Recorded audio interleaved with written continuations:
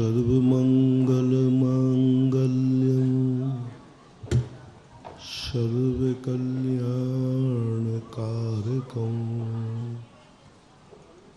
प्रधानं सर्वधर्माणां जैनं जयतु शासनम्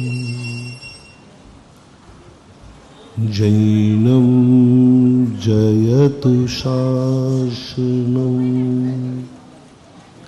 पंच परमेष्टि भगवान की, आचार्य श्री गुरुवर कुंद कुंद महाराज की, आचार्य श्री गुरुवर विद्यासागर महाराज की। बोलो परम पूज्य ज्ञान शिरोमणि तीर्थ चक्रवर्ती मुनिपुंगव सुधासागर जी महाराज की जय। पूज्यवर से प्रार्थना अपनी मंगल देशना से हमें उपकृत करें परम पूज्य गुरुदेव। कुछ लोग इतने शक्तिमान होते हैं कि कितने भी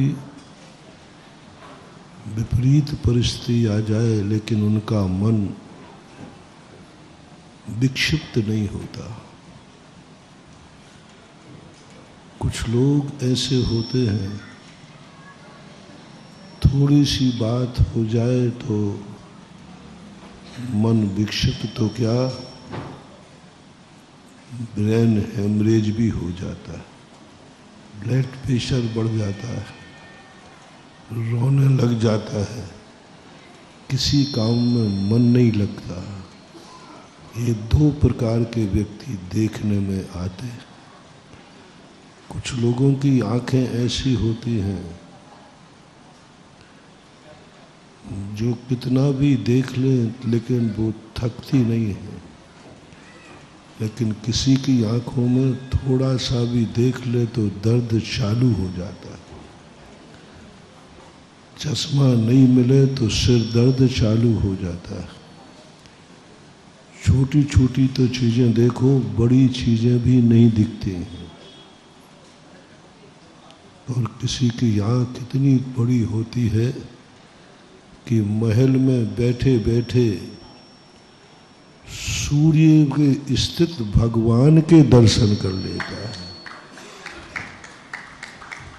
एक व्यक्ति के सामने मूर्ति है, उसको नहीं दिख रही है, बोले हमें भगवान का चेहरा नहीं दिख रहा, हमें महाराज का चेहरा नहीं दिख रहा।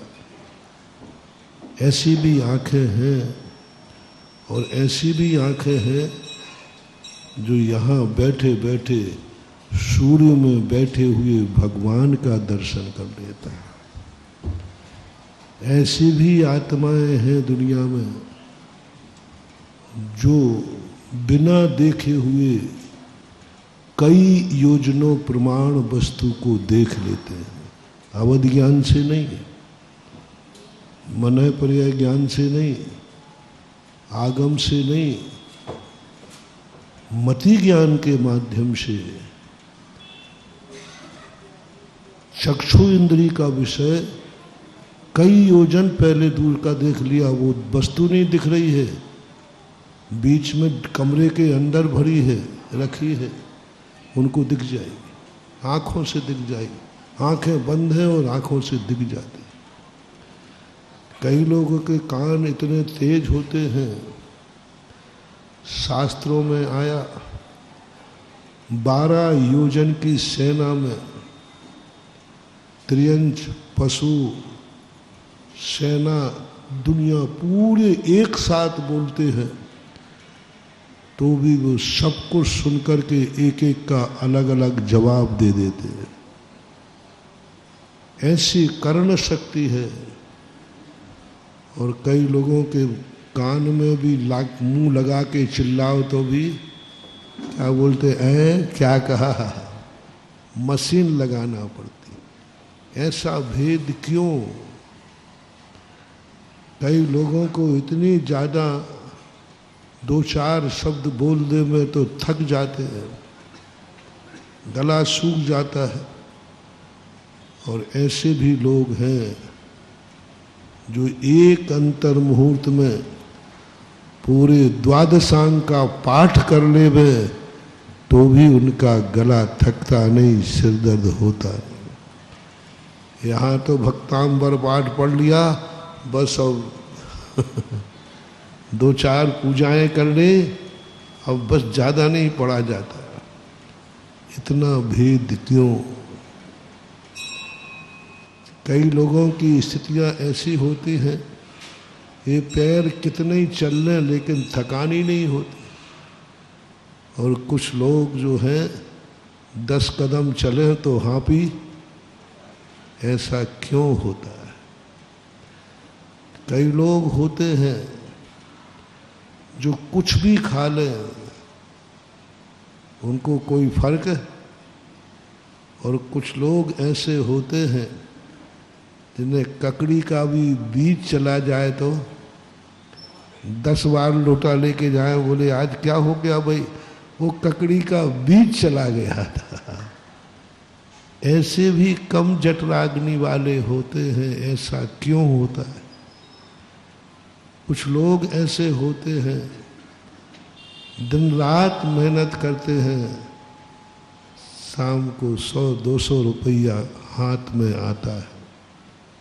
कुछ लोग ऐसे होते हैं जो कुछ भी मेहनत नहीं करते फिर भी करोड़ों रुपया उनका प्रतिदिन का रनिंग में, कुछ नहीं करते, उनको है बैठे हैं तो आ रहा है, अपने आप आ रहा है। और एक मेहनत कर रहा है तब भी मुश्किल से ले पाता है। ऐसा क्यों होता है? कुछ लोग ऐसे हैं जिनके पास एक नहीं 10-10 मकान हैं, और कुछ लोग ऐसे हैं कि अभी बरसाती की भी झोपड़ी नहीं है। ऐसा क्यों होता है? कुछ लोगों की जमीनें इतनी हैं कि जमींदार हैं, और कुछ लोग ऐसे हैं जिनके पास 2 गज की भी जमीन नहीं है, फुटपाथ पर रहते हैं। ऐसा क्यों होता है? कुछ लोगों के परिवार में सब हरे भरे रहते हैं,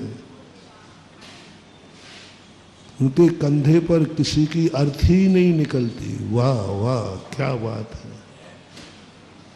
कुछ लोग ऐसे होते हैं कि बाप के कंधे पर बेटे की अर्थी निकल जाती है। कुछ लोग ऐसे हैं जो अपनी जिंदगी में बाप की तो क्या दादा की भी अर्थी उनके कंधे पर नहीं निकल सकती, मरेगा ही नहीं, अर्थी में जाते ही नहीं। तीर्थंकर जिस दिन से गर्भावतरण होता है उस दिन के बाद उनके कुटुंब में यमराज का स्टे प्रवेश वर्जित हो जाए। कोई नहीं मरेगा, कोई नहीं मरेगा, दादाजी भी नहीं, दादी भी नहीं, पिता भी नहीं। जिसकी लकड़ी में जाना पड़ेगा अनिवार्य है, उनका मरण नहीं होगा। कितने साल तक रुक गया? आदिनाथ का कहें तो 83 लाख पूर्व तक कोई उनके घर में मरा नहीं। 83 लाख पूर्व जानते कैसा होता है? 84 लाख में 84 लाख का गुणा करने पर जितना आवे वो एक पूर्व हुआ। पहले तो 84 लाख में 84 लाख का गुणा कर लो जित तो आ जाए। कोई में दिमाग नहीं, अभी मोबाइल खोलोगे तो भी मुश्किल है। 84 लाख में 84 लाख का गुणा करना है। जितने आ जावे उसमें फिर 83 लाख का गुणा और करो। जितने आ जावे इतने वर्षों तक तीर्थंकर के आदिनाथ के घर में कोई मरण को प्राप्त नहीं हुआ। क्या आत्मा है, क्या जीवन है। स्वयं तो मरेंगे ही नहीं अकाल में। चाहे कोई भी बीमारी आ जाए, चाहे स्वाइन फ्लू आ जाए, चाहे कोरोना आ जाए, चाहे कुछ भी हो जाए, आग बरसे, भूकंप आ जाए, कुछ भी, वो 1 सेकंड भी उनकी आयु कम नहीं होती है। वो तो ठीक है, लेकिन उनके आने से कोई उनके घर में ही नहीं मरेगा। ये कैसा गॉड गिफ्ट है, ये कैसी महिमा है। ऐसे लोग भी दुनिया में हैं, और ऐसे लोग भी हैं कि जन्म ही नहीं ले पाए और मां मर जाए, जन्मते ही मर जाए। गर्भ में आया ही है,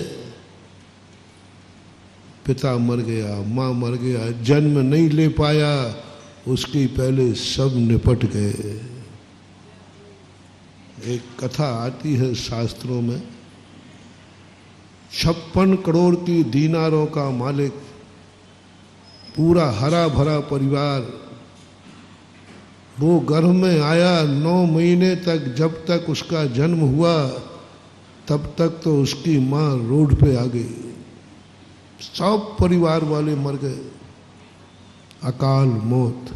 उस जीव के पाप कर्म के उदय, वो ऐसा पापी जीव आया कि उनके संबंध रखने वालों का भी पाप का उदय आ जाता है। ध्यान रखना महानुभाव, पुण्य और पाप हमारी संगति से भी घटते हैं। यदि हमारे तरफ चारों तरफ पुण्यात्मा हो तो हमारा पाप भी कम हो जाता है और पुण्य बढ़ जाता है। उनके घर में कोई भी व्यक्ति ऐसा पुण्य लेके नहीं आया था कि मैं अकाल में नहीं मरूंगा, लेकिन तीर्थंकर के पुण्य से कोई अकाल में नहीं मर रहा। और ऐसा कोई पापी जीव आ जाए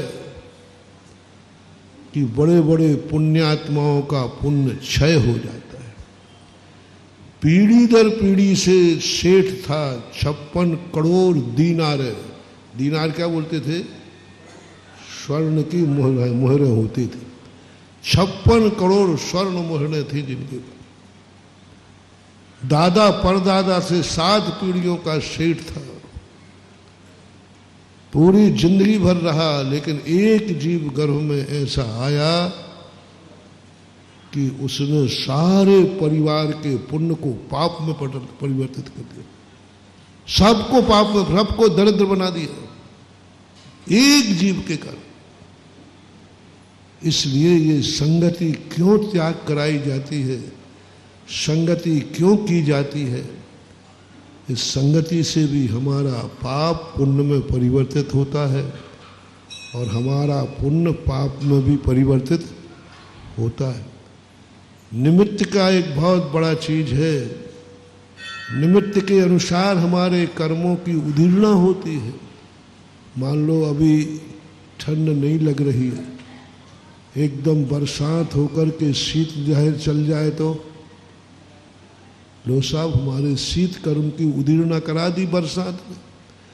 थोड़ा तेज धूप निकल जाए तो गर्मी लग जाए, उष्ण कर्म की उदीर्णा करा दी। निमित्त मिलने पर भी कर्मों का संक्रमण होता है। ये 10 करण कहे सिद्धांत ग्रंथों में, ये 10 करणों का बहुत बड़ा कार्य है। नियतवाद का और भाग्यवाद का खंडन होता है।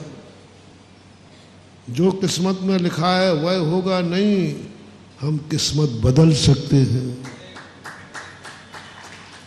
मैंने इसके ऊपर 2 दिन पहले प्रवचन दिया था, 5-7 दिन पहले। किस्मत तुम्हारी खराब है, मत घबराओ, किस्मत को तुम बदल सकते हो। यदि किस्मत बदलने की ताकत नहीं होती तो ये संक्रमण, उदीर्णा, पररूप संक्रमण, ये सब व्यर्थ है। गौमरसार जीव कांड का कथन हम बदल सकते हैं। हम चूक जाएं तो हमारी अच्छी किस्मत भी बुरी हो सकती है, और बुरी किस्मत भी कुछ नहीं है, सब अपने हाथ में। मत घबराओ हमारी किस्मत बहुत अच्छी है, नहीं, एक रात भर में बुरी हो सकती है। मैंने श्री राम का उदाहरण सुनाया था। मुझे राजगद्दी मिल रही है, मेरा बहुत पुण्य का उदय है, सब लोग कह रहे हैं लो रात भर में संगति से। रामचंद्र जी तो किस्मत लिखा के लाए थे कि वह राजा बनेंगे, क्योंकि ज्येष्ठ पुत्र थे, योग्य पुत्र थे, जनता का समर्थन था। रामचंद्र जी को राजा बनने का पुण्य कितने तरफ से था? वो स्वयं ज्येष्ठ पुत्र थे कि नहीं? राजगद्दी में, राजतंत्र में ज्येष्ठ पुत्र राजगद्दी का अधिकारी होता है। प्रजातंत्र में बाप के स्थान पर बेटा बैठेगा ऐसा कोई नियम, लेकिन राजतंत्र का नियम तो ज्येष्ठ पुत्र थे। योग्यता में संसार में उनसे अच्छा कोई राजा था ही नहीं। बुद्धि में, विवेक में, शक्ति में, जनता के समर्थन में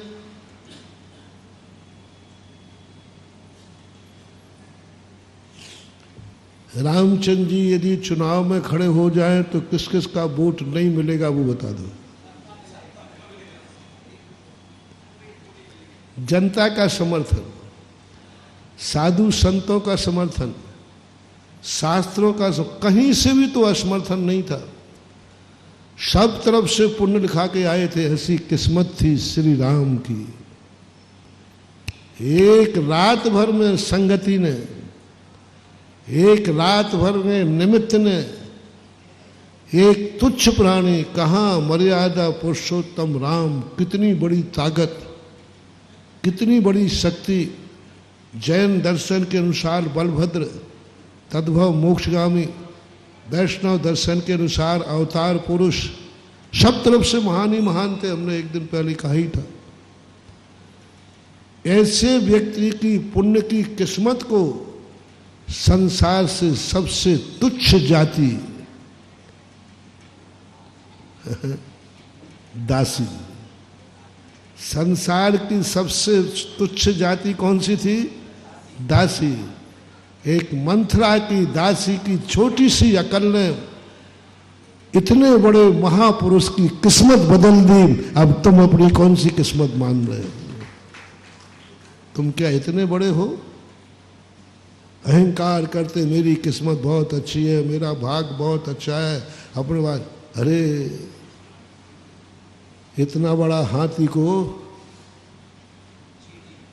चींटी पछाड़ देती है बाबू।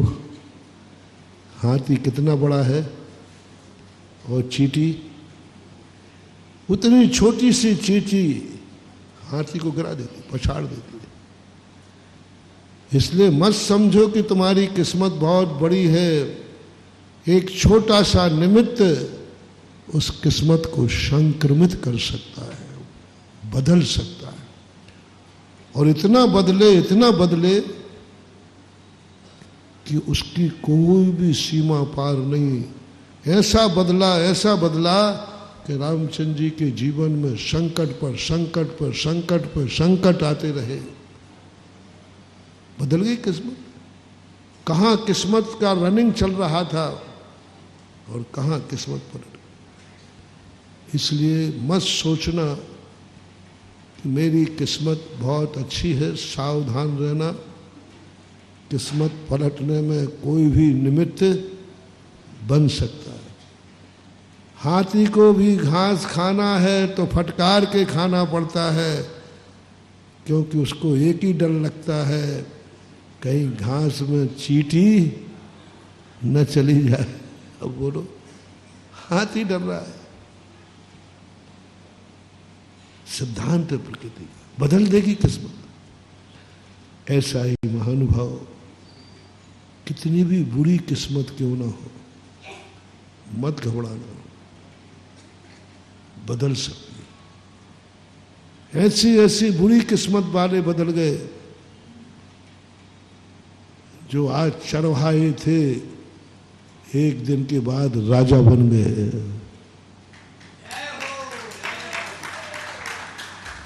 मत सोचो कि तुम्हारी किस्मत कैसी है। अंजन चोर की किस्मत में जेल लिखा था, मौत लिखी थी।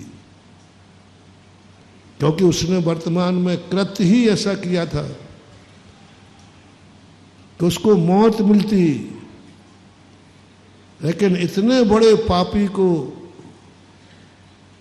एक छोटी सी एक क्षण के लिए,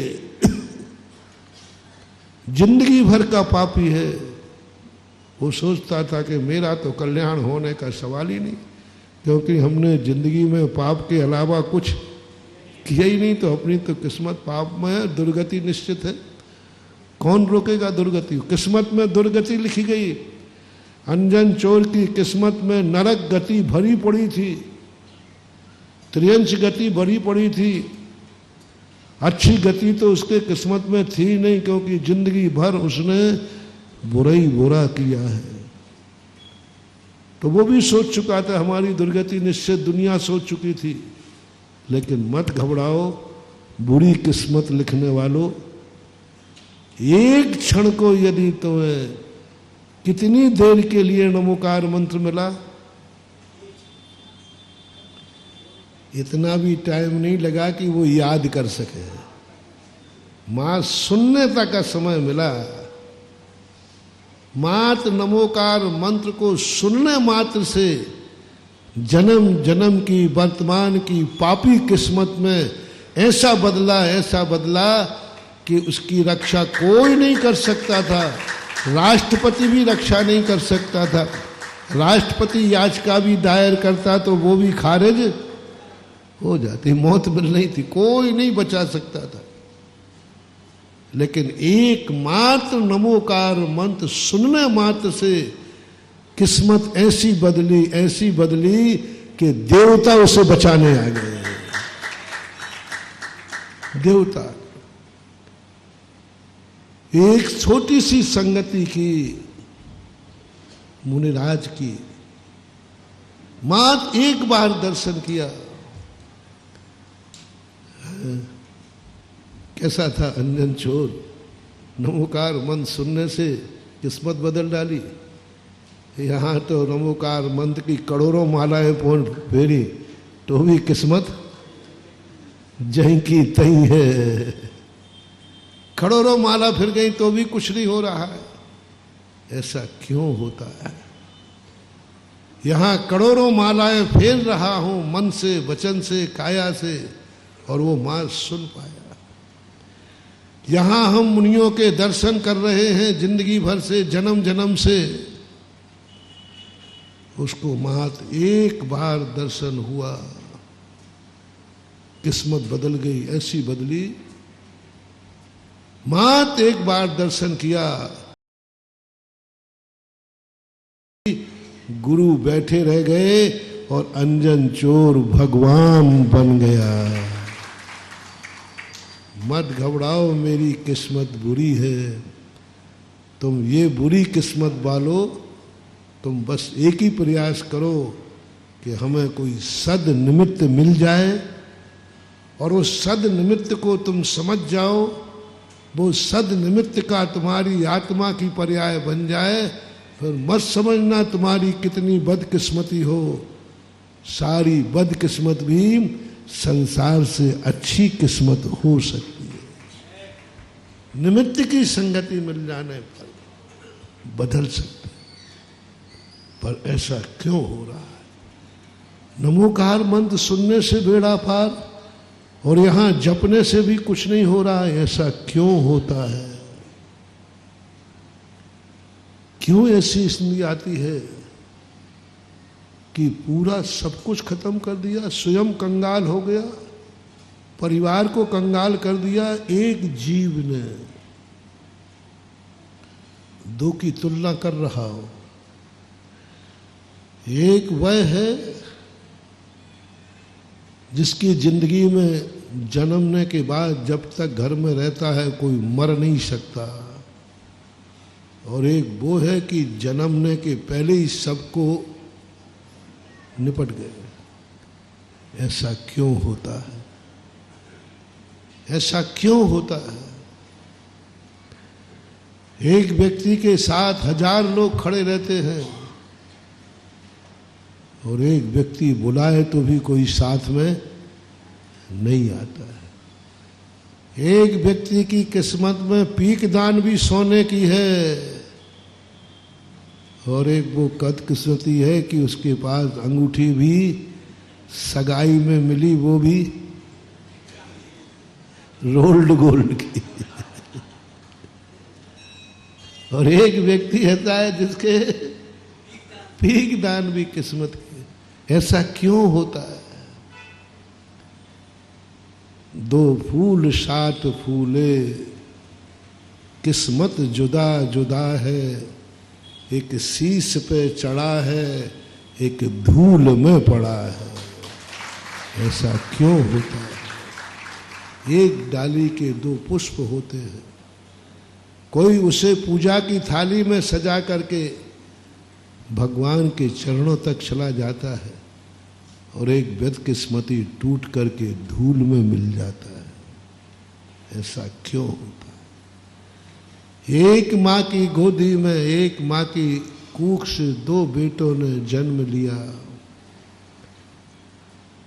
दूध भी एक ही माँ थी, खून भी एक ही पिता था, संस्कार भी सब एक ही थे, लेकिन क्या हो गया? एक को रामचंद्र जी ने आकर गले लगा लिया और एक का गला उतार दिया।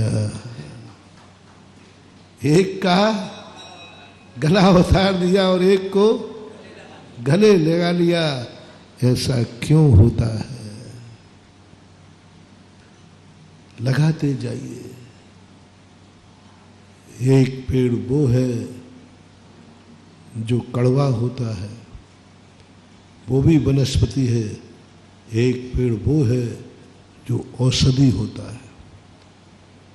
एक धतूरा है जो जहर है, और एक तुलसी है जो औषधि है। पेड़ तो दोनों ही है। ऐसा क्यों होता है? बस सवाल इतना सा प्रश्न उठाना है हमें। इसके लिए हमारे लिए तैयारी करना है। शुरुआत करें कि एक व्यक्ति इतना सोच रहा है, फिर भी उसका सिर दर्द नहीं होता, चिड़चिड़ापन नहीं होता। इतना सोच, ऐसा चिंतन करते हैं। ऐसे महामुनिराज जो 24 घंटे ध्यान करते हैं, चिंतन करते हैं, कितनी टेंशन की बातें आ जाए, शेर सामने आ जाए, अग्नि चारों तरफ से लग जाए, उसके बावजूद भी उनके मन में घबराहट नहीं होती, भय उत्पन्न नहीं होता, सहिष्णु होते, विल पावर स्ट्रांग होता है। आप लोगों ने भी देखा है, कई लोग बड़े कठोर होते हैं, उनको डर मर कुछ नहीं लगता, और कई लोग इतने डरपोक होते हैं कि थोड़ी सी यदि कोई कुछ कह दे तो आज माथा गर्म हो रहा है, ब्रेन हेमरेज नहीं हो जाए। ऐसा क्यों? बहुत बड़ी जो अपना कल का प्रवचन था, निज शक्ति जागरण। निज शक्ति जागरण। देवता शक्ति नहीं, पर शक्ति नहीं, इनके लिए तो मंत्र हैं, पूजा है, पाठ है, आशीर्वाद है, सब। सारी दुनिया की शक्तियां तुम्हें चाहिए है तो तुम्हें बहुत सारे मंत्र तंत्र हैं, लेकिन निशक्ति जागरण का कोई मंत्र आज तक नहीं है। समय सार ग्रंथ है मात्र एक ऐसा जिसमें निशक्ति जागरण की 450 मंत्र है। निज शक्ति जागरण। अपन ने बहुत शक्तियां जागृत करने की बातें सुनी हैं।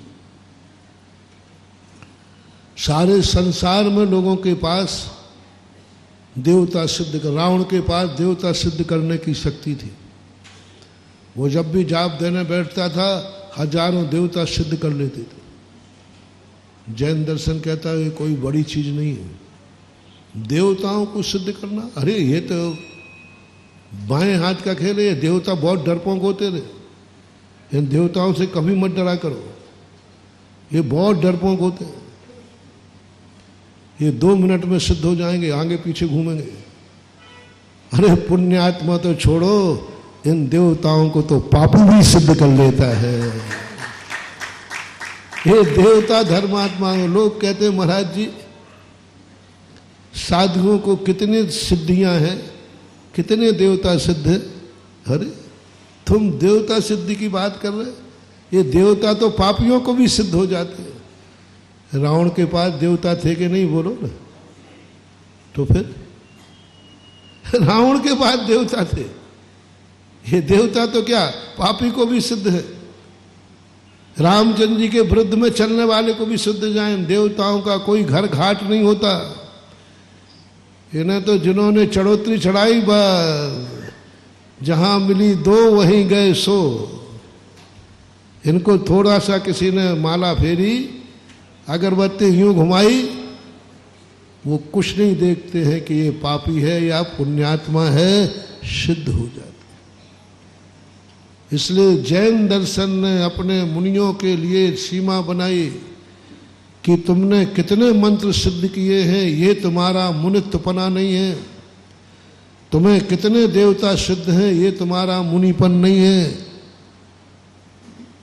और एक भी देवता तुम्हें सिद्ध नहीं करना, टेक टू ऑर्डर, तुरंत कह दिया गया। यदि तुमने किसी दूसरे चीज को सिद्ध किया तो मुनि नहीं रहोगे, अनंत संसारी। एक मुनिराज को तपस्या करते करते 1200 देवता सिद्ध हो गए, अपने आप हो गए। जब वो आए, बोले साहब मैं आपकी तपस्या से प्रसन्न हूं, आप मुझे कार्य बताइए। तो उन्होंने कहा साहब मैंने आपको बुलाया नहीं, मैंने आपको सिद्ध किया नहीं है, मैंने कोई जाप ही नहीं किया, लेकिन हम अपने आप आपको सिद्ध हुए हैं। तो अपने आप हुए हो, अपने आप जाओ। हमें किसी भावलिंगी मुनिराज 1200 देवता हाथ जोड़ के खड़े हैं, विनय कर रहे हैं, हमें सेवा का मौका दो, पर उनकी तरफ वो आंख उठा के भी नहीं देखते। और दूसरा मुनि वही है, अच्छा मैं इतना बड़ा तपस्वी हूं, आप लोग मुझे सिद्ध हुए हो, ठीक है मैं स्वीकार करता हूं, समय आने पर मैं तुम्हें कार्य उसी समय घोषणा हो जाती है। ये मुनि मिथ्या दृष्टि है, द्रव्यलिंगी अनंत संसारी। यानी हमें मुनियों को देवताओं को सिद्ध करने की भी आज्ञा नहीं है। पूज्यवर शांति सागर महाराज जब उत्तर भारत की तरफ आने लगे, तब यहाँ राज्य विपरीत था, लोग विपरीत बुद्धि वाले थे। तब किसी ने कहा महाराज जी आप उत्तर भारत जा रहे हो, बिहार की तरफ जा रहे हो शिखर जी की वंदना करने, बहुत उपसर्ग आएंगे, वहाँ के लोग बहुत उद्दंड हैं, आप मंत्र सिद्ध कर लीजिए देवताओं को, जिससे वो आगे आगे चलते जाएंगे। और आप हाँ क्या कहा पूज्यवर शांति सागर महाराज ने,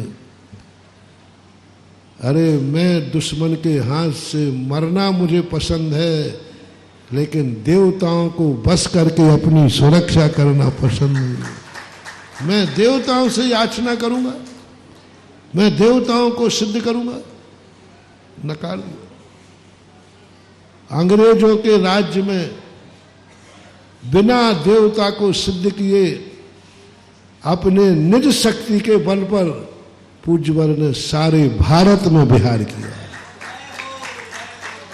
सारे भारत में विहार किया। कोई शस्त्र नहीं, कोई अस्त्र नहीं, कोई देवता नहीं, कोई सिद्धि नहीं, अपनी शक्ति के बल पर, अपने चारित्र के बल पर पूरे आर्यावर्त में विहार किया। बंगाल गए, बंगाल, कलकत्ता, सब जगह जो खतरनाक से खतरनाक स्थान थे, पूज्यवर ने वहां भी विहार किया। पूरे भारत में अंग्रेजों के, अभी अंग्रेजों का राज्य था, सन 1928 में तो सम्मेद शिखर जी में थे, कलकत्ता गए, कटनी चतुर्मास हुआ, सन 1932 में राजस्थान में थे, दिल्ली गए, पूरे भारत में घूमे। क्या था उनके पास? आज तो शासन भी अपने हाथ में है, प्रशासन भी हाथ में है, और ज्यादा पुण्य आ जाए तो विनीत भाई जैसे एसपी भी हाँ बिल्कुल एक गुरु को मानने वाले, यानी गुरुओं को मानने वाले भी कोई ऑफिसर मिल सकते हैं, और ना भी मानने वाले हों तो सभी ऑफिसर आज के समय पर मुनियों के प्रति सदा समर्पित रहते हैं, समभाव करते हैं। साधु संतों का कानून बना दिया गया कि नहीं, साधु संत विहार करें तो उनकी सुरक्षा प्रदान की जाए। सरकार भी सॉफ्ट है, सरकार भी साधु संतों का संरक्षण कर रही है, प्रशासन भी कर रहा है, शासन भी कर रहा है, और समाज और बता दो, समाज तो अपने साधुओं के लिए बचाने की बात, उनको बचाने के लिए मरने को तैयार है।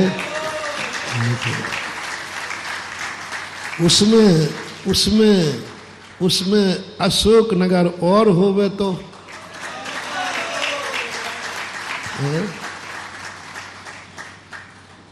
कहीं कोई साधु को कोई टेढ़ी वक्र आंख से देख के तो दिखाए।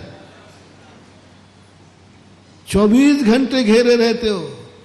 अभी बाहर से समाचार आया, बोले महाराज अभी भी क्या प्रवेश ही चल रहा है? बोले क्यों नहीं, प्रवेश तो हो चुका। बोले तो वहां तो ये देख रहा हूं, शौच को जा रहे हो तो भीड़ है, आहार को जा रहे तो भीड़ है, आखिर ये हो क्या रहा है अशोकनगर में, ये बताओ। आहार की वीडियो पहुंच, आजकल तो वीडियो सब में पहुंच जाती, तुरंत वीडियो बनाता है और लंबी लाइन लग जाती है। यही पता नहीं चल रहा कि आगे कौन है और पीछे। सुबह शौच को जा रहे हो शुद्धि को, उस समय भी 100-200 लोग, तो वो भी ड्रोन से बन जाती है। तो बोले अभी क्या चल रहा है, कि रोज को बिहार ही करते जा रहे हो क्या? आज ऐसा स्थान हो तो बताओ साधु को कहाँ संकट आने की संभावना है? फलक पावड़े हैं। हम एक दिन जा रहे थे शौच के लिए, क्या देख के सामान्य महिला, धर्म से भी जानने वाली नहीं, लेकिन अपने धोती के आंचल से सड़क के कंकड़ दूर कर रही थी। महाराज जी आ रहे हैं। कोई झाड़ू लगाने वाली नहीं थी। श्रद्धा अपने आंचल से, अपने दुपट्टे धोती के पल्लू से साफ कर रही कि हाँ महाराज। अब बोलो कितना अनुकूल युग है, और हम उसी की बात कर रहे हैं जहाँ पूज्यवर शांति सागर महाराज को कोई ये भी नहीं जानता था कि ये मुनिराज हैं, इनकी चर्या क्या। 7-7 दिन तक निराहार रहे, कोई आहार देके ही नहीं जानता, मालूम ही नहीं किसी को। वही आदिनाथ जैसी जगह हो रही, कोई दूध का लोटा ला रहा, महाराज जी दूध पी लो, कोई फल ला रहा है, कोई मावा मिष्ठान ला रहा है, कोई कुछ ला रहा है, कोई दक्षिण में थे, कोई चना मूंगफली ला, पाओ महाराज पाओ खाओ। कोई बहुत बड़ी 7-7 दिन तक पूज्यवर निराहार रहे। समाज भी अनभिज्ञ, लोगों में इतना उत्साह नहीं। सरकार तो, राज्य तो अंग्रेजों का था ही, वो तो कभी अपने प्रति दयालु सवाल ही नहीं। उसके बाद भी बिना मंत्र शक्ति के निज शक्ति जागरण, साधु की संयम का जागरण, साधु की साधना के आत्म जागरण ने एक पिछी कमंडल लेकर सारे भारत में निर्बाध घूम करके और ठाठ से जीवन का उपसंहार किया। हम लोगों के पास कोई शक्ति नहीं है, ऐसे महान पूज्य शांति सागर जैसे महाराजों की शक्ति से हम लोग मुनिराज आज तो हम बिल्कुल बिना कांटे के रास्ते पे घूम रहे हैं। सारे कांटे तो उन्होंने अपने पैरों में ले लिए, हम लोगों को तो बहुत आज के समय जितना अच्छा धर्म करने का मौका है महानुभाव, मत चूको गोल्डन चांस है। साधु बनने के लिए गोल्डन चांस, इससे अच्छा मौका कभी मुझे तो नहीं लगता कि चौथे काल में भी इतना अच्छा वातावरण मिलता होगा।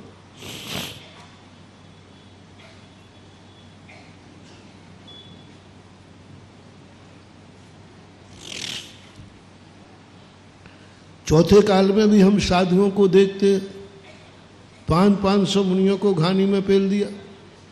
कंस जैसे राजा हुए जिन्होंने साधु संतों के साथ अत्याचार की, आज कहाँ है? सबसे गोल्डन चांस, जैसे शास्त्रों को पढ़ा मैंने, इस जो 21वीं सदी है, साधु बनने की साधना का आज सबसे अच्छा स्वर्ण अवसर है। कोई बाधा नहीं, कहीं कोई परेशानी नहीं। और आपको भी एक युग था जब तुम धर्म नहीं कर सकते, तुम्हें धर्म नहीं करने दिया जाएगा। राजा जो चाहेगा वो करना पड़ेगा, तुम अपने मनमाने नहीं कर सकते, कुछ नहीं कर सकते। विमान जी नहीं निकाल सकते, भगवानों को नहीं रख सकते। हमारे मंदिर तोड़ दिए जाते थे, तुमने मंदिर बनाया और उन्होंने क्या किया? राजा ने तोड़ दिया। तुमने प्राण प्रतिष्ठा की मूर्ति की, उन्होंने खंडित कर दी। कितनी मूर्तियां ग्वालियर का किला गवाए है, देवगढ़ में जाके देखो कितनी मूर्तियां, कितने मुश्किल से भक्त ने प्राण प्रतिष्ठा की और आताताई शक्तियों ने आकर उसको तहस नहस कर दिया। कुछ नहीं है, ऐसा विषम दिन था। और आज के समय देखो, आप लोग खुला धर्म कर सकते हैं। सड़क पर पंडाल लगा करके प्रवचन सुन रहे हो, पहले मंदिर में लगा के दिखा दो तो जानो। मंदिर में भी लगाना मुश्किल है, आज तो अपन धर्म की बात सड़क पर भी लगा कर बैठ जाए तो प्रशासन तुम्हें हटाएगा नहीं, तुम्हारी व्यवस्था कर देगा। नहीं, धर्म ध्यान कर रहे हैं, पूजा पाठ कर रहे हैं, प्रवचन सुन रहे हैं, कुछ नहीं। इतने यदि अंग्रेजों के समय उस समय हो जाता तो इस पर तो का बुलडोजर चला देते, तुम बैठे रहो, बैठे रहते, अपन सुनते रहते हो, फिर गोलियां चला देते। कितना बड़ा अनर्थ हुआ। आज महानुभाव स्वर्ण अवसर है आप लोगों के लिए भी। जब चाहो, जहां चाहो, जिस रूप में चाहो, आप धर्म ध्यान कर सकते हो। कोई भी ग्रस्त को रोकने वाला नहीं है। जब चाहो, जो चाहे, खुली जाप दो, माला फेरो, विधान करो, मंदिर बनाओ, पूजा करो। पहले तो तुम अपनी खुद की जमीन पर मंदिर नहीं बना सकते थे, आज का प्रशासन तो इतना है, बोल दो सरकारी गार्डन है और ठोक दिया अपने ठाकुर जी तो कहेगा चलेगा चलेगा। हाँ, कितने गार्डनों में, चौराहों पे कुछ नहीं, चला लेते, कोई बात नहीं। क्या सोचता है शासन प्रशासन?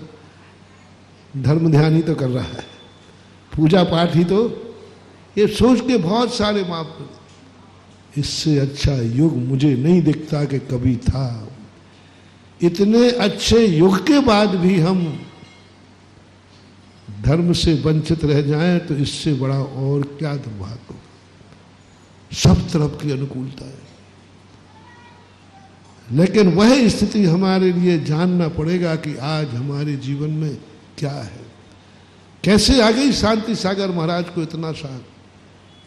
600 साल के अंदर मुमुक्षु तो थे, मुनि बनने की भावना रखने वाले थे, लेकिन सबकी आत्मा कांप जाती थी। राजा आताताइयों के दुर्व्यवहार से 12वीं शताब्दी में दिल्ली के अंदर एक आताताई शक्ति के सामने मुनिराज भी हिल गए जब उसने अपना दर्द, रौब दिखाया, खौफ दिखाया। 12वीं शताब्दी की घटना है। एक दिगंबर मुनि के सामने एक उनकी शक्तियां देख करके राजा प्रभावित हुआ। उसने कहा, आप इतने चमत्कारी, इतनी शक्तियां आपके पास है? तो मात्र एक छोटी सी घटना, सदा स्त्रियों की जिद्दों ने इस दुनिया का नाश किया है, इसलिए त्रिया हट सभी हटों में खतरनाक। बुरा मत मानना, जो है सो है, मैं क्या करूं। शायद एक घटना सुनकर के आप लोग हट करना छोड़ दें तो शायद अनर्थ होने से बच जाएगा। हमने शास्त्रों को उठा के देखा है, जब जब त्रिया हट हुई, जब जब स्त्रियों ने अपना रौब बनाया, जब जब अपनी बात चलाई, तब तब अनर्थ हुआ। कैकेयी ने, दशरथ ने बहुत समझाया कि देखो ऐसा मत करो, सबको दुखदाई होगा और तुम्हारे लिए भी कल। नहीं मानी ना, नहीं मानी कैकेयी। परिणाम क्या हुआ अपन सबको मालूम। हट जब जब किया, मात्र एक हट 12वीं शताब्दी में हुआ। राजा साहब ने इतना ही कहा, आज दरबार में एक ऐसे संत पधारे हैं जिनकी महिमा चारों तरफ है, देवता भी जिन्हें नमस्कार करते हैं, और इतनी बड़ा चढ़ा के प्रशंसा की, इतनी बड़ा चढ़ा के प्रशंसा की कि बेगम कहती है कि फिर ऐसे महाराज के दर्शन तो मैं भी करूंगी। लेकिन उनके यहाँ जो भी पर्दा प्रथा हो, दिगंबर मुद्रा में नहीं कर सकते। राजा ने कहा, तुम तो नहीं कर पाओगे। तो उन्होंने कहा कि नहीं, मैं तो करके रहूंगी।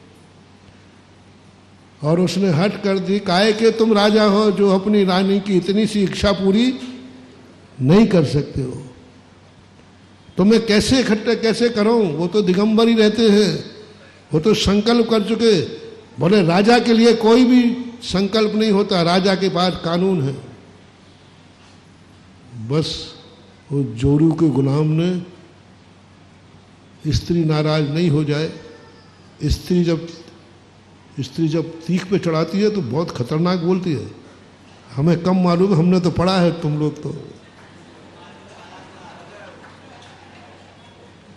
ऐसे चुन चुन करके तीख में शब्द बोलेगी कि पुरुष का खून खोल जाता है। बस वही अनर्थ कर बैठता है। वो ऐसे उसको पानी पे चढ़ाएगी कि जिससे उसकी पुरुष है आखिर खोल जाता है, अनर्थ कर बैठता है। राजा ने कहा, कुछ नहीं, बेगम दर्शन करेगी। तो कराओ साहब, मैं मना कर। बोले नहीं, इस मुद्रा में नहीं करेगी, आपको वस्त्र धारण करना पड़ेगा। उन्होंने कहा, साहब ये नहीं हो सकता, हम त्याग चुके हैं। बोले रानी के लिए राजा कुछ भी कर सकता है। अब न्याय छोड़ दिया, अन्याय छोड़ दिया, सब कुछ छोड़ दिया। मात्र एक वहां पर एक हट थी,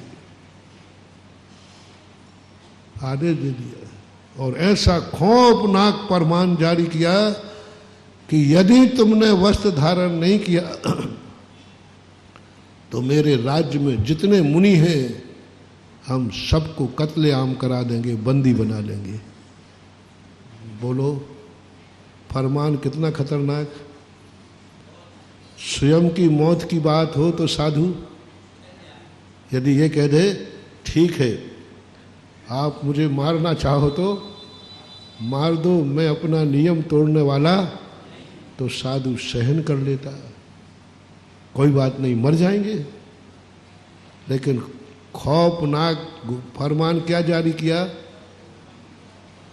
कांप गए मुनिराज, कांप गई उनकी आत्मा। सारे मुनियों का कत्लेआम, सारे मुनि धर्म का, सारे धर्मात्माओं का कांप गए, हिल गए, वस्त्र धारण करना पड़ा। राजा ने कहा जब एक धमकी में तुम वस्त्र धारण कर सकते हो तो फिर अब वस्त्र मेरे राज्य में कोई धारण ही नहीं, बिना वस्त्र का कोई रहेगा ही नहीं। कानून बन गया। 600 साल तक, 700 साल तक मान लो, 600-700 साल तक कोई भी मुमुक्षु, कोई भी धर्मात्मा उस खौफनाक फरमान का सामने साहस नहीं कर पाया कि मैं धारण करता हूं, मारो कितनों को मारोगे। लाइन लगा दी कि मारो कितने मारोगे, हम मुनि बनते हैं, हम अपने धर्म को, हम दिगंबरत्व को छोड़ेंगे नहीं, कोई नहीं करता है। किसी की हिम्मत नहीं थी। क्या कहलाता महानुभाव, 600-700 साल तक ये उत्तर भारत दिगंबर मुनि के विहार को तरस गया। लेकिन एक आत्मा में पूज्यवर शांति सागर महाराज ने, उनके गुरु ने मना किया कि तुम क्या कर रहे हो। बोले मैं दिगंबर मुद्रा धारण करूंगा, पुनः मरने तक भी मैं वस्त्र धारण ग्रहण छोड़ दिया। बहुत कठिन था, इतना ही कठिन था महानुभाव जितना मंगल पांडे को इंकलाब जिंदाबाद का नारा लगाना कितना कठिन था भैया। 7 कदम चल पाया। इंकलाब जिंदाबाद, वो जानता था कि जैसे ही मैंने नारा लगाया मार दिया जाएगा। उसने तो सोचा था मर जाऊंगा, 1 कदम चलूंगा, भली मर जाऊंगा, लेकिन नारा लगा के तो 7 कदम चल गया वो। इंकलाब जिंदाबाद, इंकलाब जिंदाबाद 3 बार बोल पाया। इतने पे तो उसके शरीर को छलनी कर दिया गया था, मार दिया गया। लेकिन आखिर आवाज तो बोलो ना,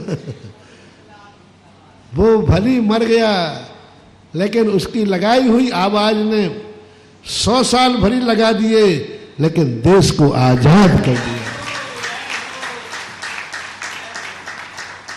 महानुभाव, कभी भी अधर्म की और धर्म की लड़ाई में ये मत सोचना कि हम जीतेंगे कि हारेंगे। हमें ये सोचना है कि जीते हारे वो बात की बात है, लेकिन कम से कम हमने धर्म को बचाने के साहस तो किया। सफल होना नहीं होना मतलब नहीं रखता, कम से कम मैंने प्रयास तो किया है। दीप बुझेगा या बचेगा हमें मतलब नहीं है, लेकिन हमने हाथ लगाने का साहस तो किया है। नहीं बुझ पाया, नहीं बचा पाए। यदि ये भी हमारी हुनर है, ये भी हमारा संकल्प है कि हम दीप बचा पाएंगे या नहीं, हमें इससे कोई मतलब नहीं है, लेकिन हवा चलने पर हम कम से कम में हाथ तो लगाऊंगा।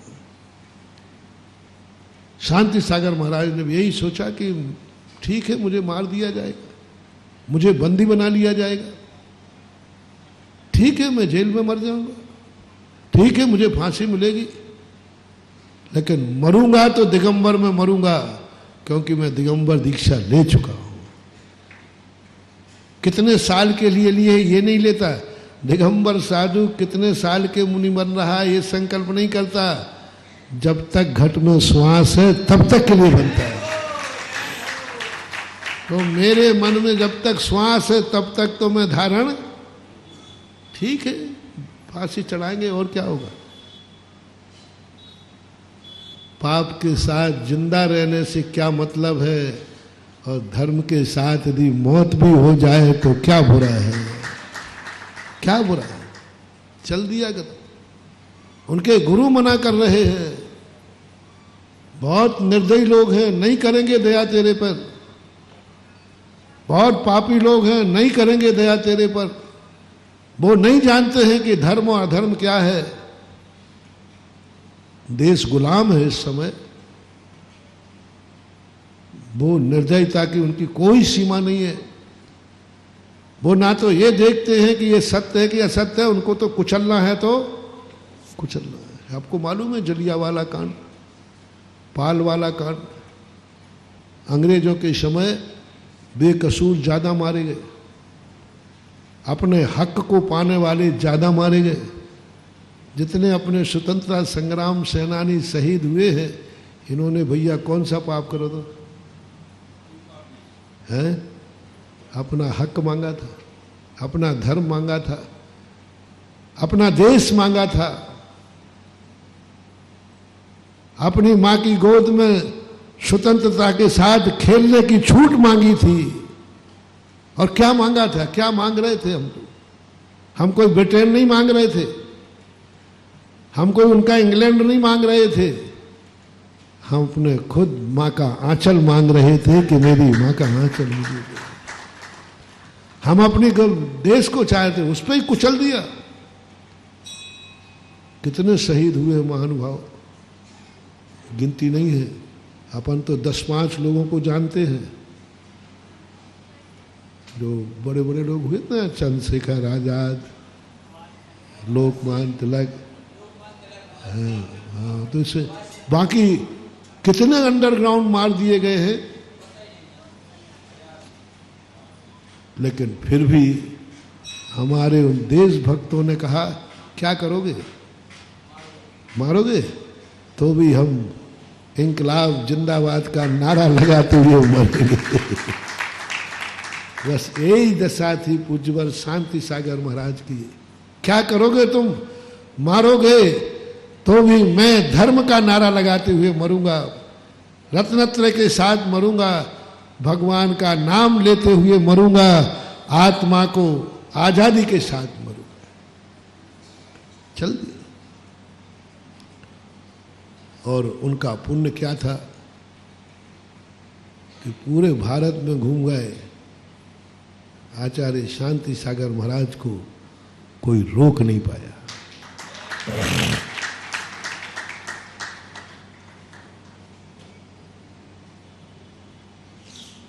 3 दिन या 4 दिन का एक उल्लेख मिलता है। वहाँ का कमांडर था अंग्रेज। उसने कहा मैं यहाँ कैप्टन हूँ, आप आगे नहीं जा सकते, हम नहीं जाने देंगे। तो पूज्यवर शांति सागर कहते ठीक है, आप कप्तान हैं, आपके अधिकार में है, आप आगे नहीं जाने दे सकते हो तो मेरा नियम है, मैं दिगंबर साधु हूँ, मैं पीछे नहीं जा सकता। मैं पीछे नहीं जा सकता। बीच चौराहे पे खड़े हैं महाराज। उसने कहा हम आगे नहीं जाने देंगे। तो बोले ठीक है, हम पीछे नहीं जाएंगे। खड़े हो गए वहीं। 1 दिन हो गया, 2 दिन हो गया, 3 दिन हो गया। इंग्लैंड में भी मीटिंग हो गई कि एक साधु ऐसा है जो आगे जाने की जिद तो नहीं कर रहा है, लेकिन पीछे भी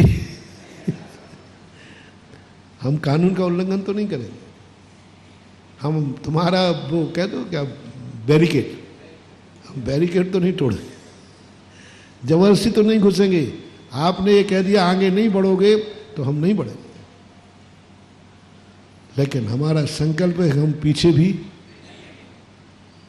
अंत में ब्रिटेन से फरमान जारी हुआ, ये दिगंबर जैन साधु हैं, सारा ब्रह्मांड हिल जाएगा, लेकिन वो हिलने वाले नहीं, उनको आगे जाने दिया जाए, जाने दिया जाए। कोई नहीं रोक सकता, वो पीछे हटेंगे नहीं। और एक छोटे से माहौल के कारण सारे देश का माहौल मत बिगाड़ो, नहीं तो सब लोग बैठे हुए हैं और साधु के नाम पर जनता भड़केगी। तो अंग्रेज जानते हैं कि भारत देश है, गुरु और भगवान के नाम पर भड़क गए तो फिर कोई संभालने वाला नहीं मिलेगा। तो उनके जो सलाहकार थे, उन्होंने कहा साहब उनके जाने की व्यवस्था की जाए, और पूरे बंगाल में, पूरे बिहार में बिहार की स्थिति बन गई। मेरे साथ भी एक बार ऐसा हुआ, उतना बड़ा नहीं था।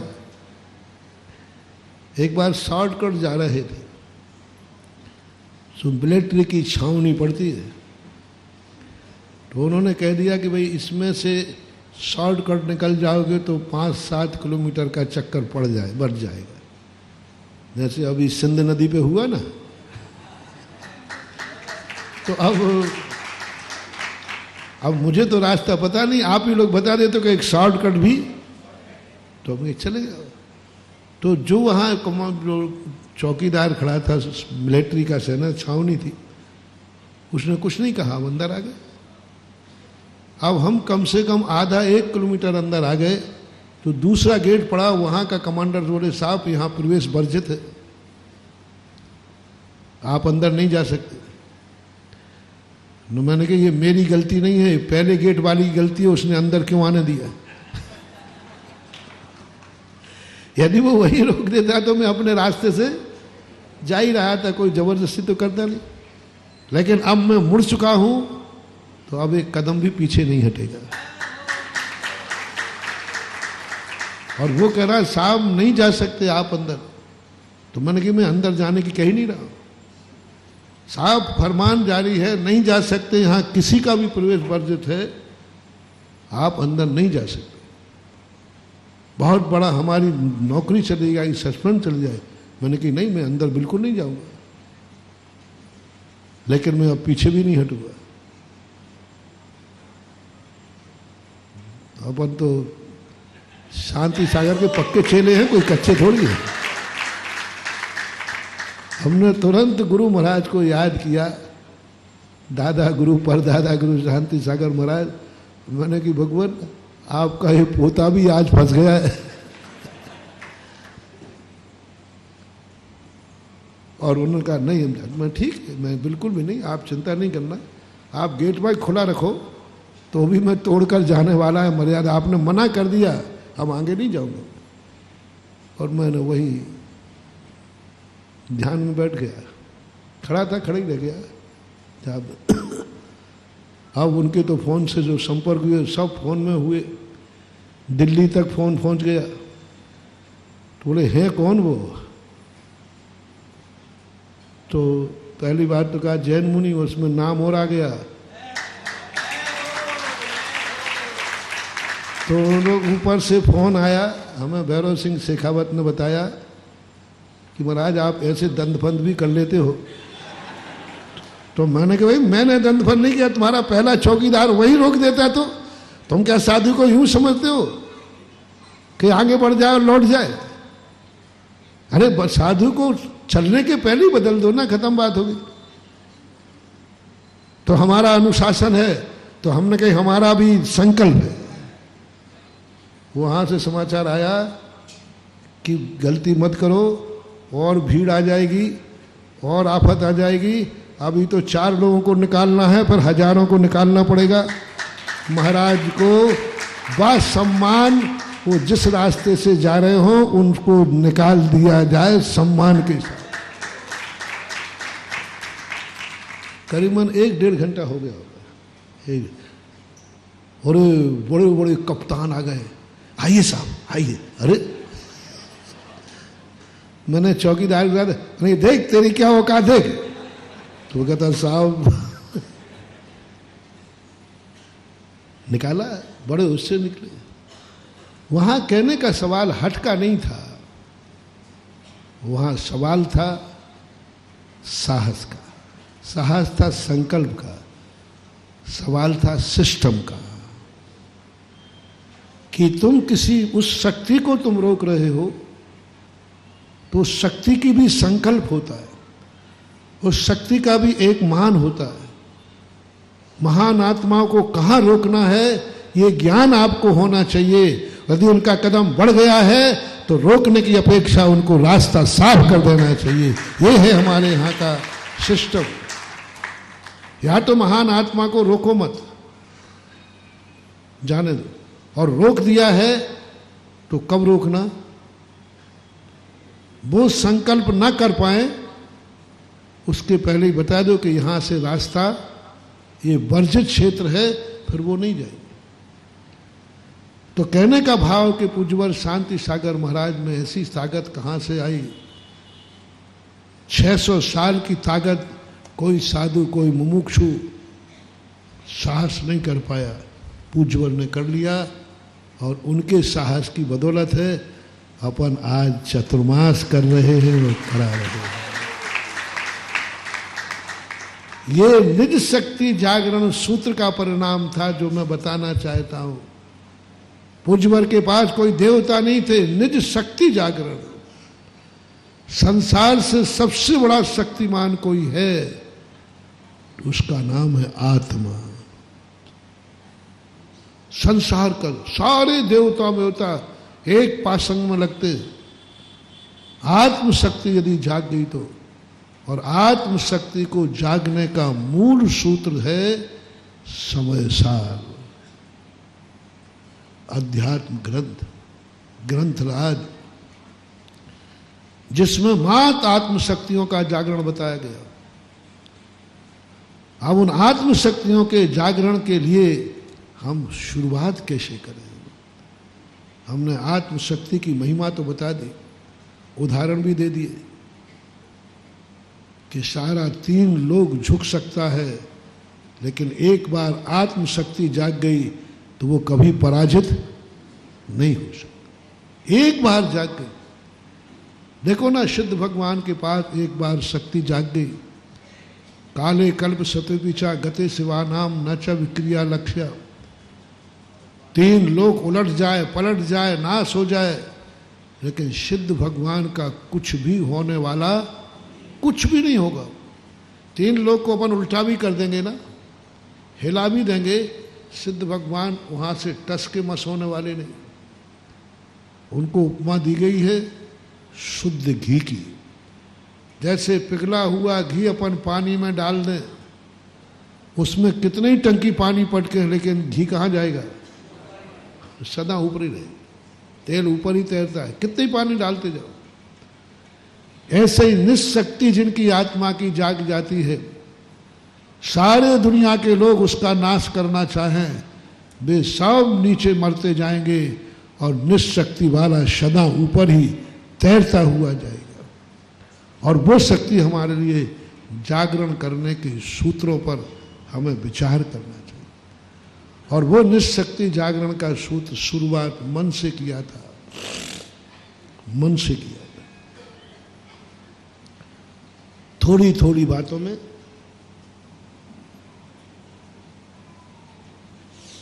बहुत सरलता से शुरू कराऊंगा, LKG से, LKG से। बस तुम्हें शुरुआत ये करना है, थोड़ी थोड़ी सी बातों पर टेंशन नहीं करना, थोड़ी थोड़ी बातों पर बुरा नहीं मानना। थोड़ी सी बात आ गई, कल की बात बताओ, एक शब्द कहा था, सामने वाले से गलती हो गई, उसने कहा साहब गलती, कोई बात नहीं, थोड़ा सा प्रतिकूल काम हो गया, कोई बस एक बात मैं कहना, कोई बात नहीं, बस इतना सा छोटा सा मंत्र है, कोई बड़ा मंत्र नहीं दे रहा हूं। प्रतिकूल स्थिति पर तुम्हारे मन के प्रतिकूल वातावरण बन रहा है और तुम्हें अंदर क्या चिंतन करना है, कोई बात नहीं, देखो वो तुम्हारा बुरा सोच रहा है, कोई बात नहीं, देखो वो तुम्हारा बहुत बुरा करने वाला है, कोई बात नहीं। देखो उसने तुम्हें गाली दी है, बोले कोई बात नहीं, दे दी गाली। तुम्हारे जीवन में थोड़ा बहुत बुखार आ गया, देखो आज तुम्हें बुखार दिख रहा है, क्या कहना है? कोई बात, कोई बात। बस एक शब्द रट लो, कोई बात नहीं, कोई बात नहीं। कितनी देर तक कर सकते हो, कितने कार्यों में कर सकते हो, आज का होमवर्क। और कितने बार तुमने किया है? गलती होने पर नहीं, तुम्हारे प्रति गलती करने पर। ये नहीं कह रहा हूं तुमसे गलती हुआ, बरनी फूट गई तुम्हारे हाथ से तो तुम फिर मम्मी ने बरनी क्या, मम्मी कोई बात नहीं, ये नहीं कह रहा हूं, नहीं तो तुम आज के बाद मामला बिगाड़ लो। नहीं, तुम्हारी लाई हुई बरनी है और तुम्हारी बहू से टूट गई है, फूट गई है, तो किसको बोलना है? हैं? बहू को नहीं बोलना, माँ जी कोई बात नहीं, फूट गई तो फूट गई। हाँ नहीं नहीं, फिर तो आपका पासा बिल्कुल साइड इफेक्ट हो जाएगा। अपनी छोटी सी गलती होने पर भी कोई बात नहीं, सीधा बोलना है कि नहीं बहुत बड़ी बात है, आई एम सॉरी प्लीज, कोई बात मत बोलना। रिपीट कर रहा हूं, अपने से गलती होने पर, छोटी सी भी गलती पर, छोटी सी गलती है बिल्कुल छोटी सी, कभी कोई बात है, कोई बात नहीं, होगी गलती, कोई बात नहीं, हाथ से छूट गई बरनी, कोई बात नहीं, आज बुरा विचार आ गया, कोई बात नहीं, बर्बाद हो जाओगे। अपने से की हुई छोटी गलती हमें एक दिन बहुत बड़ा अपराधी बना देगी। इसलिए जब स्वयं से गलती होवे तो छोटी सी गलती को ताड़ बना दो, थोड़ी सी गलती को ताड़ बना दो और पश्चाताप की आग में अपने को डाल दो, भट्टी में। अंतो अंतो दज्जमी, पूजवर पूजपा स्वामी। छोटी सी गलती, एक चींटी आकर के पैर के नीचे दब गई, दब जाती, किसी से दब जाती नहीं। अंतो अंतो दज्जामी, मैं अंधा था क्या, मेरी आंखें फूट गई थी क्या, काय का ज्ञानी हूं का। और जितना आपको कोस सको कोसो, जितना अपने आप को कोस सको कोसो। गलती कितनी सी थी और इतना कोस रहा, नहीं आज मैं आहार भी नहीं करूंगा। ये बात क्या हो गई, इतनी क्या बड़ी बात हो गई? बोले एक चींटी पैर के नीचे आ गई, इतनी सी गलती पर इतना बड़ा, अरे कोई मर्डर हो गया क्या? चींटी का मर जाने पर व्यक्ति इतना भयभीत, इतना पश्चाताप में चला गया हो जैसे कोई मर्डर हो गया हो, अपनी स्वयं की गलती पर, इतनी सी गलती पर भोजन त्याग दिया, इतनी सी गलती पर पापी कह डाला अपने आप को, अंधा कह डाला, पापी कह डाला अपने में। पापिष्टेन दुरात्मना जड़ दिया, माया बिना लोभना साधु की पहचान।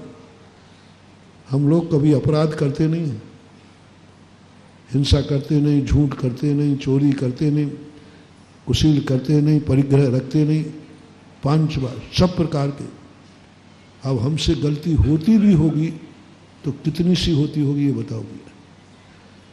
यदि कुचित कचादित हमसे कोई जीव मरता भी होगा तो कौन सा जीव मरेगा? जो बिल्कुल आंखों में, बुद्धिपूर्वक तो हम मारेंगे नहीं, बुद्धिपूर्वक तो किसी जीव को हम कुचलेंगे नहीं, इतना सूक्ष्म है, कुचल गया। इतने भर पर देखना, छोटे से स्वयं के अपराध पर कितना बड़ा दंड देता है साधु। जो सारा जगत कह रहा है ये साधु नहीं है, चलते फिरते सिद्ध है, चलते फिरते भगवान है, और इतनी छोटी सी गलती पर साधु अपने आप को कहता है पापिष्टेन दुरात्मना जड़ धिया, माया बिना लोभिना राग द्वेष मलीमशेन मनसा दुष्कर्मयन निर्मितम। पता भी नहीं है कि जीव मरा के नहीं, लेकिन डाउट है कि शायद कोई उठते पर भी कहता है मैं पापी हूं। कौन? कौन? तुम्हारा गुरु जो भगवान से भी बड़ा कह रहे हो आप, और वो अपनी इतनी छोटी सी गलती पर कहता है पापेष्टेन दुरात्मना, मैं दुष्ट आत्मा हूं, माया बिना, लोभ बिना, सब जितने गंदे टाइटल थे सब किसको दे डाले? स्वयं ने अपने आप को दे डाले। तो जब स्वयं से गलती हो जाए तो मत कहना नहीं तो तुम्हारा कोई भरोसा नहीं, क्योंकि आज महाराज ने कहा कुछ कोई बात नहीं। बच्चा कहेगा क्यों रे आज स्कूल क्यों नहीं गया? बोले मम्मी कोई बात नहीं।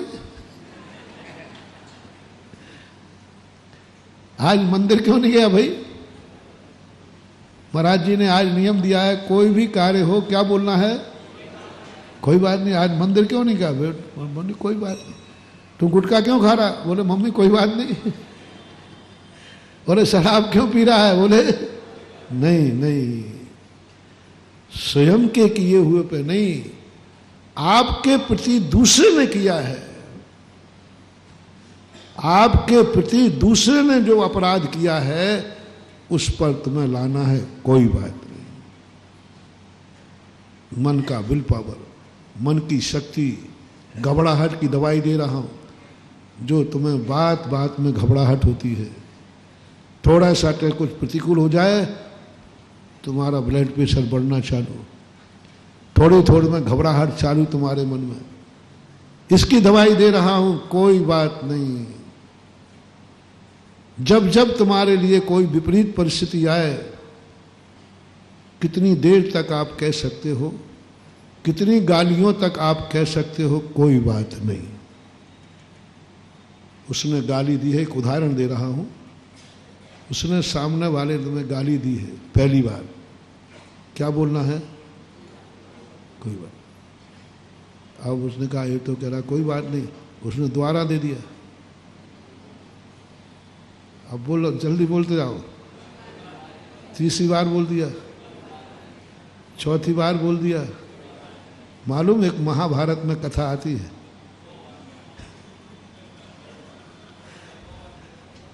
शिशुपाल के संबंध में है, शायद नाम आगे पीछे हो सकता है।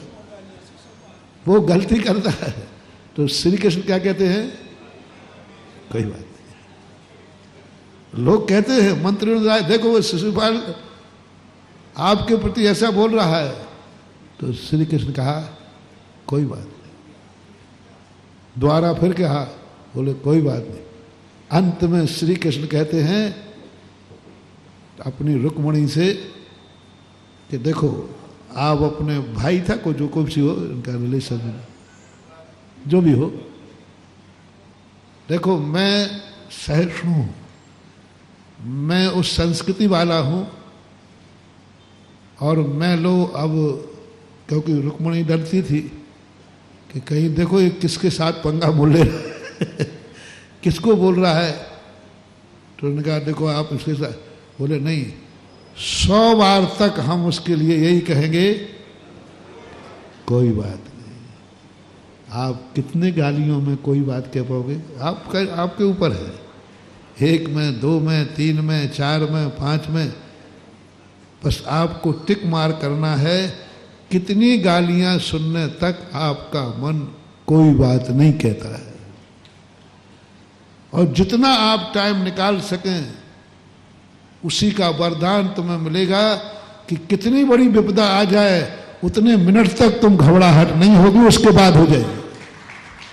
उतने मिनट तक नहीं हो, क्योंकि तुमने 3 बार सुना था, घबराहट कुछ नहीं, कोई बात नहीं। और पारसनाथ यदि बनना हो तो कैसे बन गए पारसनाथ सहिष्णु? इतनी बड़ी बड़ी शिलाएं फेंकी, चारों तरफ आग लगाई, बरसात हुआ पानी, लेकिन पारसनाथ घबराए नहीं। कहां से आ गया इनको सहिष्णुता इतनी? इनके मन में भय नहीं लगा कि मुझे कुछ हो जाएगा? नहीं, उन्होंने कमठ का जीव 10 भव पहले था अग्निभूति, वायुभूति, दोनों भाई थे। और अग्निभूति ने इतना गलत किया कि मैं बोल नहीं पाऊंगा। इतना गलत किया उसके साथ, बड़ा भाई था, वायुभूति छोटा था। इतना गलत किया कि आप खुद पढ़ लेना, जिंदगी में सबसे बड़ी गलती। जब वो आया विदेश से लौटकर, तब सबने कहा तेरे साथ ऐसा किया, तो उसने क्या जवाब दिया? कोई बात नहीं, बड़े भैया है। राजा ने कहा, बोले साहब कोई बात नहीं। जब वहां मनाने गया, इतना अनर्थ करने के बाद भी भाई को मनाने गया, बोले भैया घर चलो, जो हो गया सो हो गया, कोई बात नहीं। कमठ ने क्या किया? 12 मन की सलाह थी, वो भी उसके ऊपर। अब लोगों ने कहा देख इस दुष्ट ने अब ऐसा कर दिया। बोले कोई बात नहीं, 12 मन की सलाह के नीचे पिछल रहा है, प्राण निकल रहे हैं, वेदना से तड़प रहा है, लेकिन फिर भी क्या कह रहा है? कोई बात नहीं। मर करके दूसरी पर्याय में गया, उसने अजगर बना, वो मुनिराज बना, निगल गया, कोई बात नहीं। 10 भव तक कोई बात नहीं, कोई बात नहीं। अंत में जब तीर्थंकर बने, मुनि महाराज बने, तब कमठ आ गया बिजोलिया के अंदर। राजस्थान में है बिजोलिया, वहाँ पर ध्यान में बैठे आ गया। अब देखो इतना दुष्ट मुनि अवस्था पर उपसर कर रहा है। तीर्थंकर, इतनी शक्तियां उनकी कि पारसनाथ यदि थोड़ी सी टेढ़ी निगाह से देख दें तो कमठ कीलित हो जाता, थोड़ी सा वक्रता आ जाए उन मन में। और 10 भव से अति होती है, कहाँ तक समता धारण करें, कहाँ तक साहस धारण करें?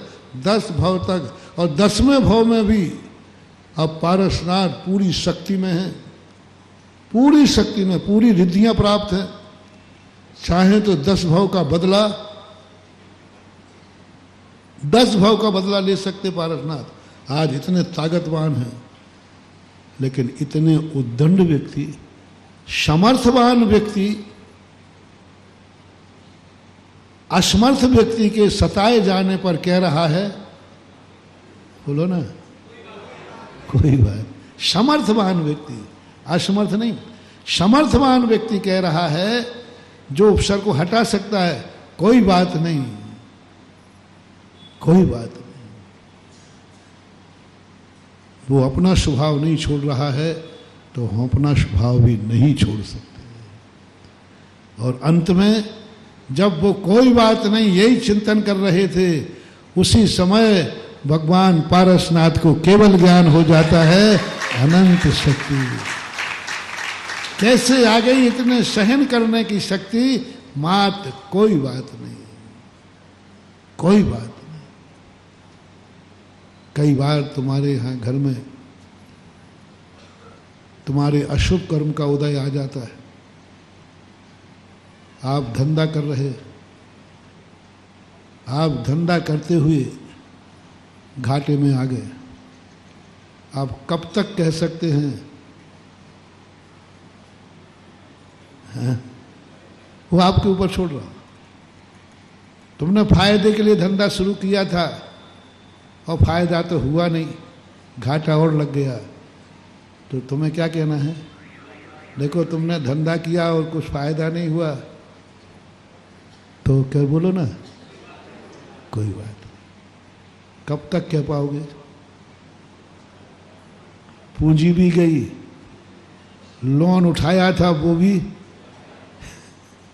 मकान भी, और लोन पे आ गए हो, और बैंक वाले कुड़की के लिए और कठिन करो जो तुम्हारे ऊपर आ सकती है। उस समय यदि तुम्हारे मन से निकल जाए, बोलो ना, बोलते जाओ, बस बहुत बड़ा मंत्र दे रहा हूं बेटा, नमोकार मंत्र भूल जाओ तो भूल जाने देना, लेकिन आज का जो मंत्र है यह मत भूलना, यही तुम्हारे लिए साहस लाएगा, अडोल अकंप तुम्हें बना देगा। कोई बात नहीं, अरे तुम नहीं छुपा पाओगे, वो जेल में हथकड़ी लेके खड़े हैं, बोले कोई बात नहीं, जेल में पहुंच गए, बोलो फांसी के फंदे पर पहुंच गए, बोल दो जल्दी बोलते जाओ, फांसी लगने ही वाली है, कोई बात नहीं, आहा बस फांसी का फंदा लग चुका है, मात बटन चटकाने की देरी है, और उस समय तुम्हारी आत्मा में से निकल जाए कोई बात नहीं, बस उसी समय ब्रह्मांड हिल जाएगा और सूली सिंहासन बन जाएगी। सेठ सुदर्शन, सब लोग कह रहे हैं कि देखो तुमने कोई अपराध नहीं किया है, तुम बोलते क्यों नहीं हो? सारी प्रजा कह रही, मंत्री कह रहे, जो आरोप शेठ सुदर्शन के ऊपर आया था बिल्कुल झूठा भयंकर था, लेकिन जिसने आरोप लगाया वो पावरफुल था, वो मायावी था, वो छली और कपटन थी, नारी थी, रानी थी, नारी थी, और नारी यदि किसी के पीछे पड़ जाए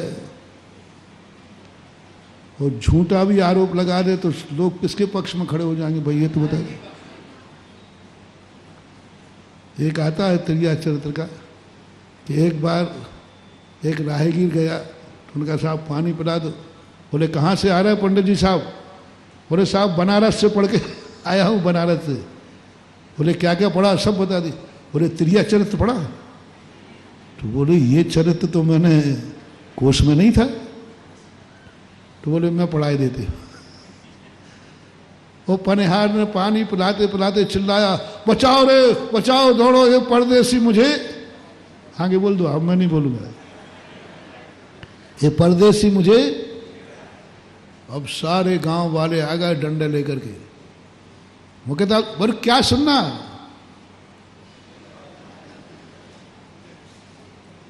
अब वो कहता है हे नारी देवी बचाओ तुम।